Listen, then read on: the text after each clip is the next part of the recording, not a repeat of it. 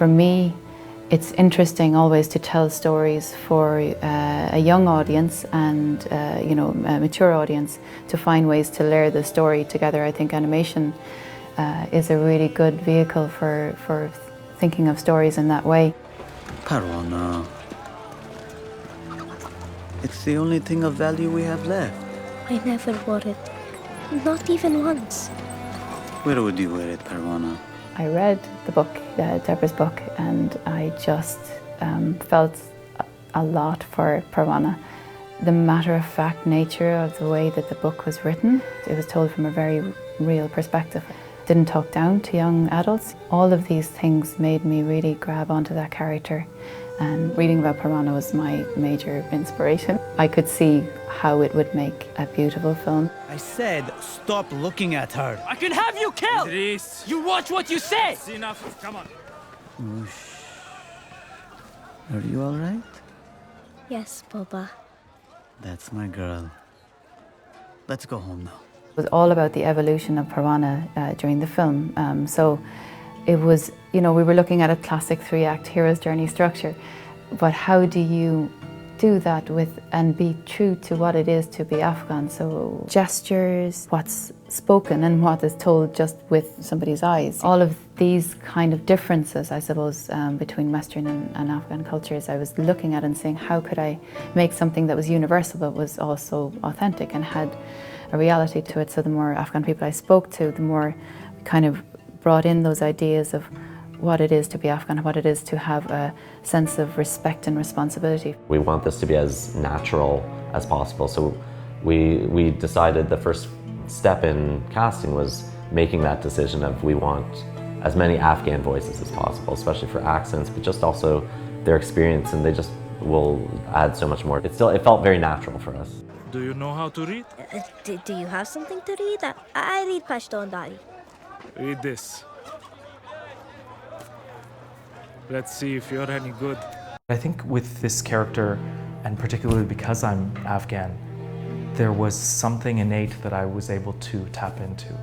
And knowing the culture, I have such, obviously, an affinity for it and for my country and for my people. The ground became weak under our feet, always uncertain. First came a coup d'etat, then an invasion, then a civil war.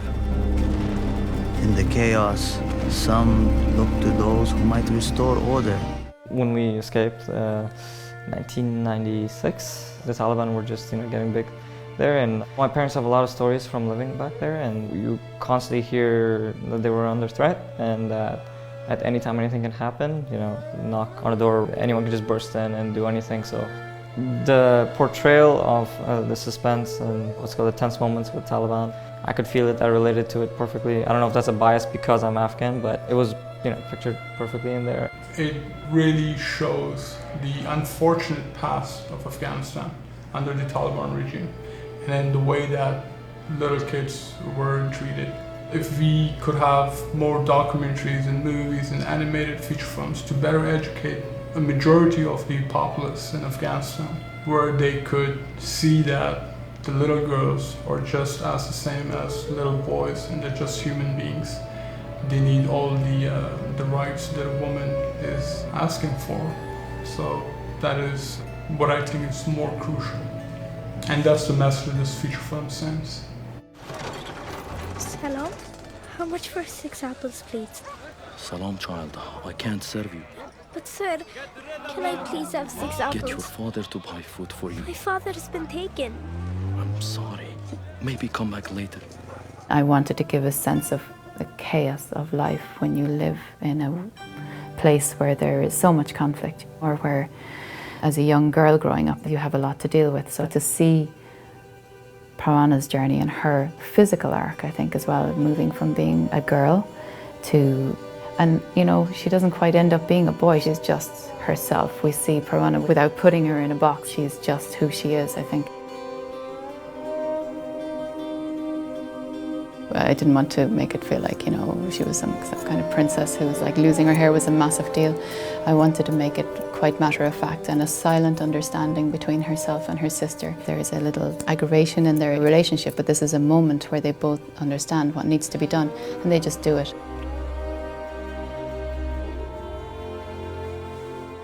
Do I look like a boy? You look like Suleiman. So much like Oh my John. He was such a good boy.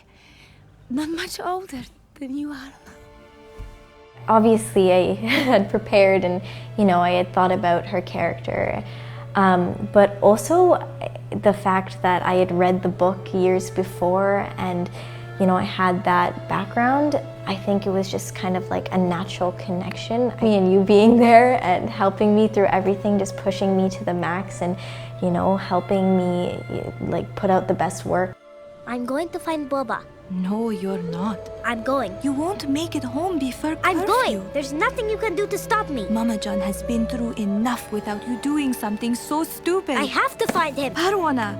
Parwana! There's a little fiery spirit that I'm sure the character Soraya sees in herself, the way that she sees in her sister, but can't seem to react in it in the same way, but can be supportive in witnessing Parvana's independence in some way too, but in a way that is also guarded, and I think that's important to have. I mean, there's hope throughout the whole movie, and especially at the end, you realize it does kind of sit with you, and you don't really shake off this part, but you just feel it, and you can't really describe it, but it's just a sense of hope and bravery and just faith that Parvana will get her way and she'll find her family again. And I think that's the real reason why it's not very hard to shake off the heartfelt and dramatic moments. I was looking forward to seeing how the movie will show and present our people and how not everybody's just ready to want to just go and strike someone. So I was very happy with the portrayal there that, hey, it showed the human side of Afghans, and I'm hoping the viewers get that from it too. The first time I met Angelina Jolie, we talked about what do you want people to come away with a film like this and with an ever-changing situation in Afghanistan, and what the film says about family and what the film says about family and conflict and what it says to the different audiences that might see this film, and to find hope but be respectful for the complicated situations that exists in places like Afghanistan.